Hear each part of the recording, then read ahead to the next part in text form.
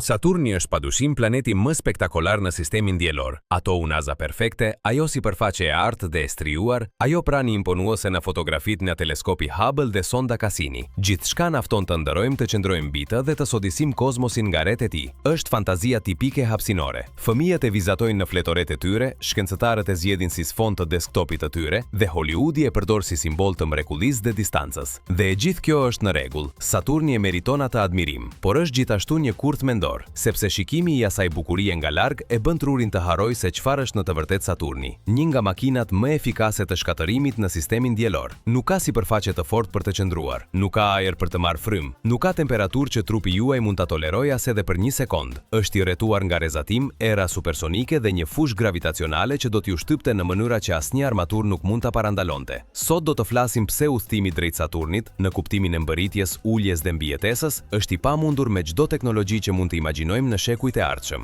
Dhe nuk është vetëm çështje distance, është një çështje fizike themelore për të cilën asnjë inxhinier, sado i shkëlqyer të jetë, nuk mund të bëjë kompromis. Lini një pëlqim, abonohuni dhe shpëndajeni. Le të fillojmë. Për të kuptuar saktësisht pse është e pamundur të arrish Saturnin, së pari duhet ta njohësh vetë planetin. Saturni është planeti i 6 nga dielli dhe i dyti më i madh, i tejkalluar vetëm nga Jupiteri. Ai ka një diametër ekuatorial prej rreth 116.460 kilometrash, që do të thotë se afërsisht 9,5 tokë mund të futeshin skaj më skaj përgjatë ekuatorit të tij. Masa e tij është 95 herë më e madhe se ajo e Tokës. Ai u formua rreth 4.5 miliard vjet më parë, në të njëjtën kohë me pjesën tjetër të sistemit diellor, kur gazi dhe pluri nga disku protoplanetar që rrethon diellin e ri u grumbulluan në gravitetin në një proces të quajtur grumbullim.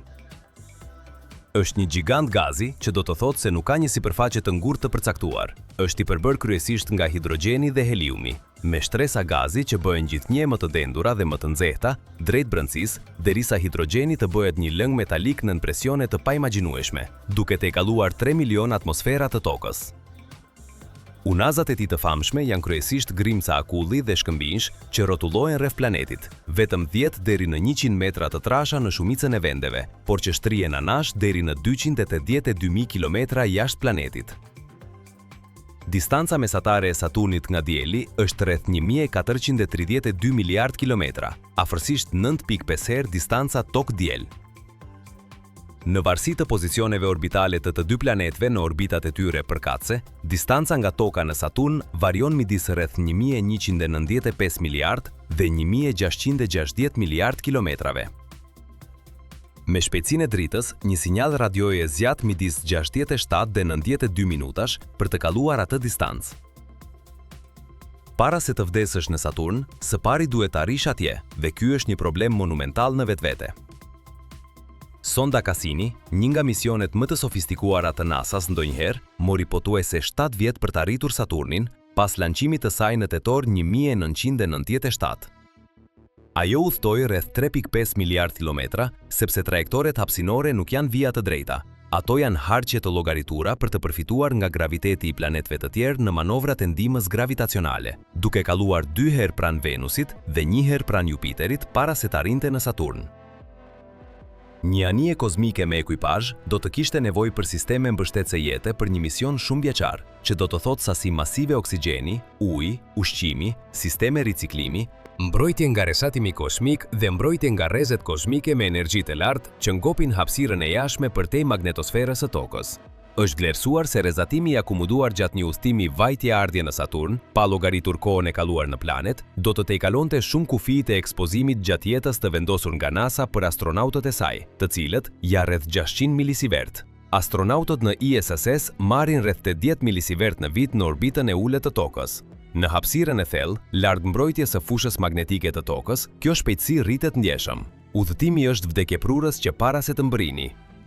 Askund për të qëndruar, problemi i sipërfaqes jo ekzistente. Le të imagjinojmë se zgjidhni problemin e udhëtimit, mbrini në sistemin saturnian. Tani doni të uleni. Ja ku vjen e vërteta e parë e pakëndshme. Nuk ka ku të uleni. Saturni nuk ka sipërfaqe të ngurtë. Ajo që shohim si sipërfaqe në fotografi është shtresa e sipërme e ereve, e përbërë kryesisht nga kristale amoniaku në temperatura rreth -178 gradë Celsius. Nën atë shtresë ka më shumë re, më shumë gaz, presione në rritje dhe temperatura që rriten ndërsa shkoni më thellë. Ndërsa zbrisni, hidrogjeni i gazt bëhet gjithnjë më i dendur, pastaj i lëngshëm dhe në thellësi ekstreme bëhet hidrogjen metalik i lëngshëm, një fazë e materjes që ekziston vetëm nën presionin e miliona atmosferave dhe përcon energji elektrike si një metall. Nuk ka asnjë pikë ku çizmet tuaja prekin tokën e ngurtë. Nëse do të mund të notoni disi në shtresat e sipërme të atmosferës së Saturnit, presioni do të rritej aq shpejt ndërsa zbrisnit, sa çdo anije kozmike që njohim do të shtypej si një kanaçe alumini para se të arrinte një thellësi prej 1000 kilometrash. Sonda Cassini, kur u drejtua qëllëmisht në atmosferën e Saturnit në fund të misionit të saj, në vitin 2017, u shpërb plotësisht brenda pak minutash. Lini një pëlqim, abonohuni dhe shpërndajeni. Ererat 1800 km/h shkatërrimi i vazhdueshëm. Le të supozojmë se ndërtojmë një anije kozmike të aftë të qëndroj pezull në atmosferën e sipërme të Saturnit pa u shtupur. Problemi tjetër janë erërat. Saturni ka disa nga erërat më të dhunshme në sistemin diellor. Në ekuatorin e tij, erërat mund të arrijnë shpejtësi deri në 1800 km/h, më shumë se 4 herë shpejtësia e zërit në tokë. Për krahasim, uraganet më intensive të regjistruara në tokë, kategoria 5, kanë erëra prej rreth 280 km/h. Erërat e Saturnit janë më shumë se 6 herë më të shpejta.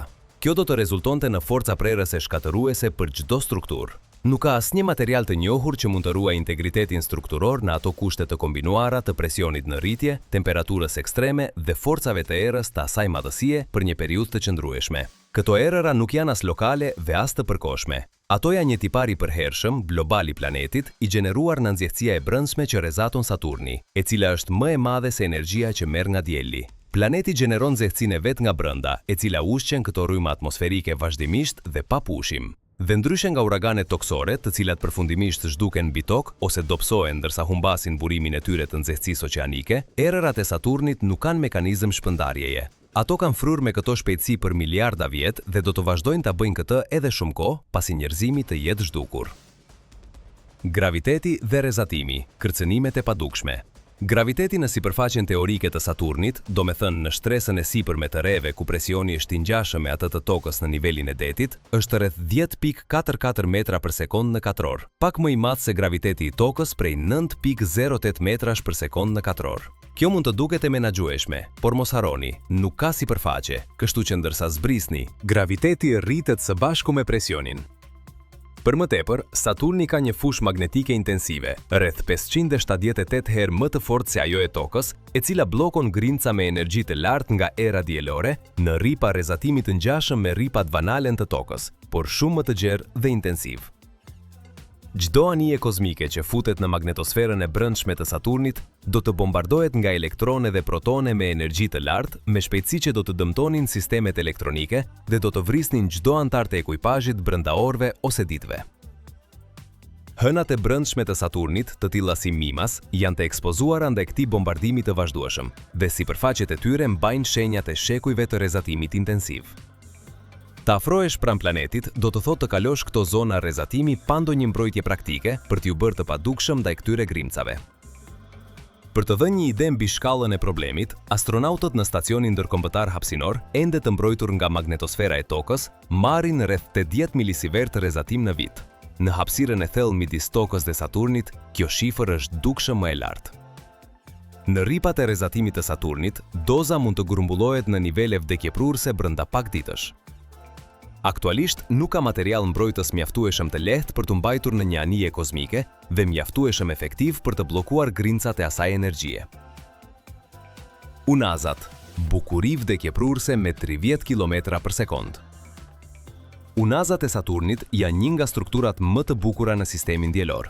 Të parë nga larg, ato duken të ngurta dhe të qeta, si dizgje qellçi të ngrirë që notojnë në hapësirën e zezë. Ky imazh qetësues është një nga iluzionet optike më të rrezikshme që ofron universi. Realiteti është krejt ndryshe. Unazat përbëhen nga triliona grinca individuale, nga kokriza pluhuri mikroskopike deri te bloqe akulli dhe shkëmbinjsh me madhësinë e një ndërtese shumë katëshe. Të gjitha këto grimca rrotullohen rreth Saturnit me shpejtësi midis 15.000 dhe 30.000 km/h. Çdo anije kozmike që përpiqet të shpojë unazat për t'ju afruar planetit, do të hasë në një fushë shrapneli kozmik që udhton me shpejtësi hipersonike. Edhe grimcat më të vogla, me madhësinë e një kokre rëre që udhtojnë me 25.000 km/h, kanë energji kinetike të mjaftueshme për të shpuar trupin e çdo anije kozmike të njohur. Grimcat më të mëdha do të përfaqësonin përplasje të drejtpërdrejta katastrofike, ekuivalenti hapësinor i përplasjes ball për ball në një ndërtesë me shpejtësinë e plumbit. Të lundrosh nëpër unaza pa u goditur është statistikisht e pamundur për një anije kozmike të konsiderueshme. Sonda Cassini i kaloi vitet e fundit të misionit duke lundruar qëllimisht midis planetit dhe unazës së brendshme më të afërt, në një rajon të quajtur Grand Finale, një boshllëk mezi 2000 km i gjerë. Shkencëtarët e NASA ishin në ankth gjatë çdo manovre, duke e ditur se një përplasje me çdo grimcë të konsiderueshme do ta kishte përfunduar menjëherë misionin. Dhe Cassini ishte një sondë robotike pa ekuipazh. Një anije kozmike me njerëz në bord nuk mund ta merrte atë rrezik sipas asnjë protokoli sigurie të imagjinueshëm. Saturni do të mbetet për breza dhe ndoshta përgjithmonë planeti që e shikojmë me admirim nga larg, i përsosur, i artë, i rrethuar nga ato unaza të pamundura me triliona fragmente akulli në orbitë të përjetshme, plotësisht, madhështisht dhe për fat të mirë të paprekura. Pëlqejeni, abonohuni dhe shpërndajeni. Deri herën tjetër.